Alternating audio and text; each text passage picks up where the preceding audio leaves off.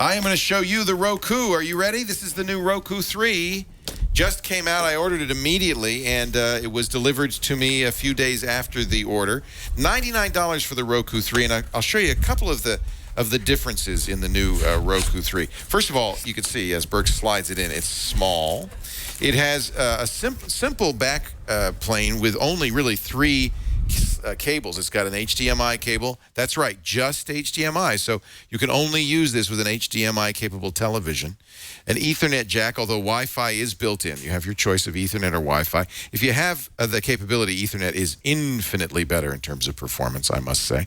And DC in. And that's it. It is a small little puck. In fact, when I took this out of my TV system this morning to bring it in, I accidentally took the Apple TV because they looked so much alike. In fact, the second part of the Roku, its remote control is almost as big as the puck.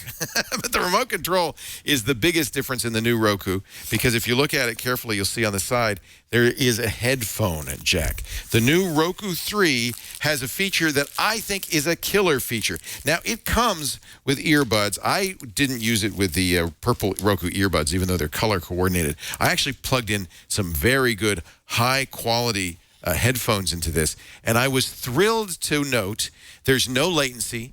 The sound is excellent. I was getting great deep bass. I was getting a lot of a loud sound. It works exactly as you would hope for.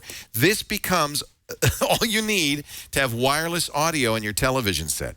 So if you're looking for a TV you can listen to in the bedroom while your spouse sleeps, I'm going to make sure my mom has this. She's a little hard of hearing, sometimes turns the TV up a little too loud for the rest of us. Now she can watch TV and turn it up as loud as she wants. The Roku remote has volume controls on it, which actually control the volume on the TV set as well as on the remote control. So that is a great convenience. Let's take a look at what's new. Oh, one more thing that's not new, but you might have noticed in the previous Roku, you got the A and B buttons on here. This is a gaming device with an accelerometer in it, and you can play Angry Birds and other games using this remote control of the A-B buttons and its positioning in space.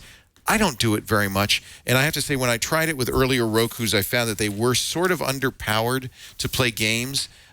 You can't say this Roku 3 is underpowered. They've definitely enhanced the processor in the Roku, and it is very, very capable.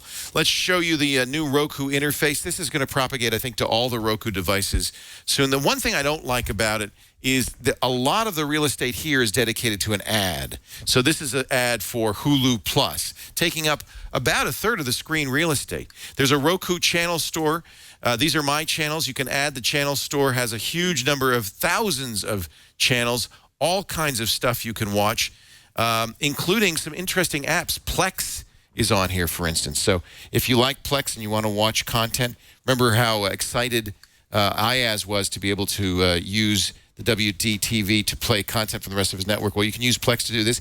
Unlike the WDTV, this does have Amazon Instant Video. In fact, the only thing the Roku 3 doesn't have is iTunes. Here's the games section. You can see a lot of fun games on here. I don't know if if you want a gaming device, get an Xbox, get a PlayStation 3. I don't think the Roku is well suited to this, but I guess for some very casual gaming, this might be okay. I really like the Roku for playing back video, and it excels at this. The new Roku is faster than it's ever been. The HD TV is excellent. You can get on places like Amazon and Vudu, you can get 1080p video through your Roku, and it works great. Notice there's this new thing, and I'm going to show you, because I asked Tony, I said, hey, does anybody have a movie? Tony said, yeah, I got some stuff on here, some TV on this USB key. This Roku 3 has a USB port. I'm going to stick a little, I haven't done this before. This will be a first. I'll stick some a USB key in there, and I'll launch the Roku USB media player, and I should be able to. We'll see. I don't know. Tony just said, I don't know what's on here. You're a brave man. Let's select it and browse. It's scanning the drive. Entourage Season 8. Should we play a little Entourage? Disc 1, it's an MP4. Let's play it back. It's unauthorized, content disabled. Tony, where did you get this?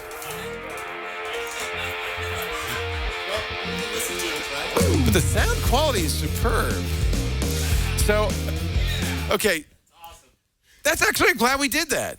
Because now you know you need to have, obviously, uncopy protected content on your USB device for that to work. But it does play. Where'd you get that, Tony? Was that a rip? That was an HDCP error. It's an HDCP error, I understand, but where did you get the content? You found it in a hotel. Okay, it was on the floor there. There's lots of stuff besides television stations you can subscribe to. Now, Time Warner has an app on here that lets you watch live television. I'm not a Time Warner subscriber, so I can't do it. And we just heard a rumor that ABC is making an app for iOS, but I wouldn't be surprised to see this on the Roku. This is the ultimate cord-cutting device, I think, going forward when you see networks. There's HBO Go on here. I don't have it installed because my content provider, my cable company, Xfinity, does not allow HBO Go signups on the Roku. It does on the iOS, but for some reason they're afraid of Roku. However, let's go to Netflix and I'll show you. It works very well. The quality is excellent. In fact, these headphones are so good that when I was playing lower quality content, I could hear the digital artifacting. It was really, really annoying.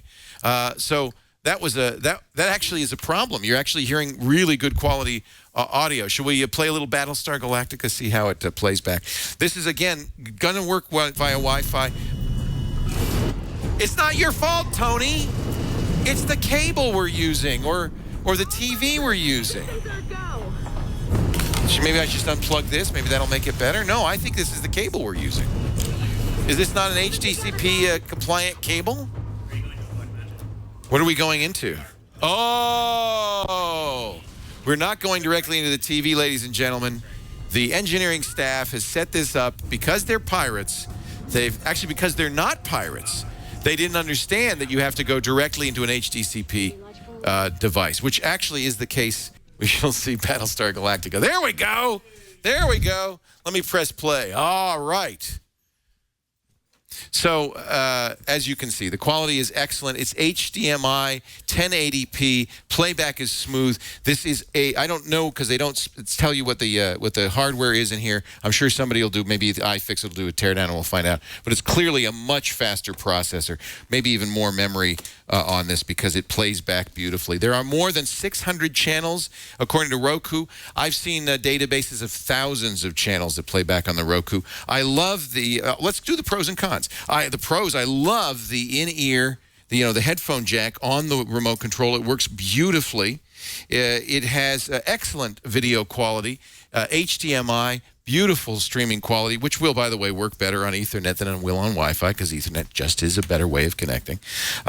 It does have a micro SD memory expansion slot. We'll see how that gets used. I don't know. I guess you can put movies on it.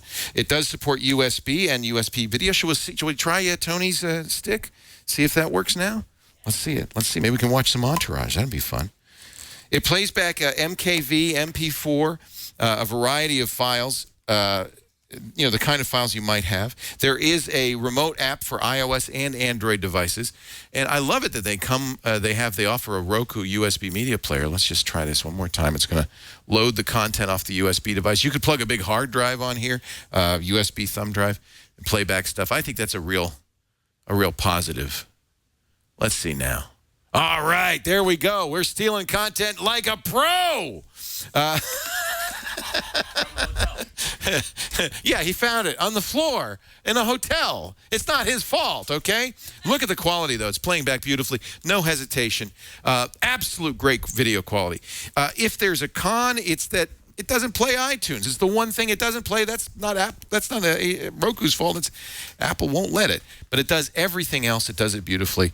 Absolutely a buy. If you're a Roku fan, you'll recognize the value of the Roku 3. If you've never tried a Roku, it's, in my opinion, the best set-top box out there. And I love it that I can take my USB content, plug it into the Roku, and play it instantly just like that. So, a definite buy for the Roku 3. I was going to show you there are some... one con I didn't mention. It does not come with an HDMI cable. You'll need to buy one. They're just a few bucks at monoprice.com. Roku sells them as well. They also sell a mounting kit, which is kind of cool. So, if you've got a TV and you want to make it into a smart TV, the mounting kit allows you to mount the Roku behind the TV on the rails of the TV. very easily. It's got adapters and connectors for a variety of different situations. I think that's a great idea, too, the mounting kit, so that you can hide the Roku, small as it is, behind the TV. Nobody will know you have a dumb TV. You suddenly have a very smart TV.